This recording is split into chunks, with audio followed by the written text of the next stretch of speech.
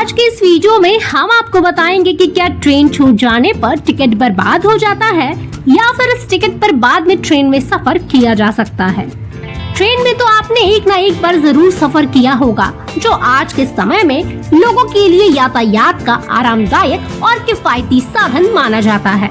पर कई बार ऐसा होता है कि हम समय पर नहीं पहुंच पाते हैं और हमारी ट्रेन न चाहते हुए भी छूट जाती है, जिसके बाद हमें ये लगता है कि अब हमारा टिकट बर्बाद हो गया है।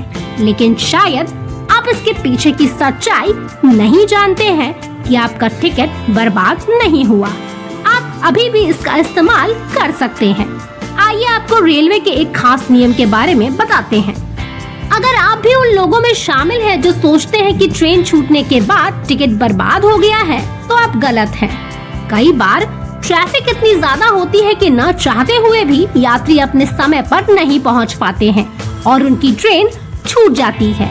उसके बाद हर यात्री के मन में सबसे पहला सवाल ये आता है कि क्या उस टिकट से वो दूसरी ट्रेन में यात्रा कर सकते हैं। तो आपको बता दें कि अगर आपने जो टिकट लिया है वो जनरल कोच का टिकट है, तो आप बिना किसी परेशानी के उसी कैटेगरी की दूसरी ट्रेन में आसानी से सफर कर सकते हैं।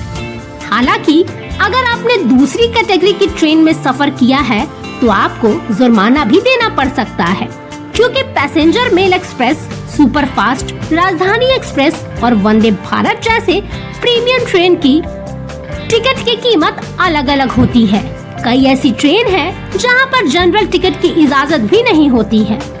लेकिन अगर आपके पास रिजर्वेशन वाला टिकट है और आपकी ट्रेन छूट जाती है, तो फिर आप दूसरी ट्रेन में यात्रा नहीं कर सकते हैं, क्योंकि अगर आप टीटी द्वारा पकड़े जाते हैं तो आपको बेटिकट माना जाता है और आपको जुर्माना भी देना पड़ सकता है। ऐसी स्थिति में जुर्माना नहीं चुकाने वालों को जेल की सजा भी हो सकती है।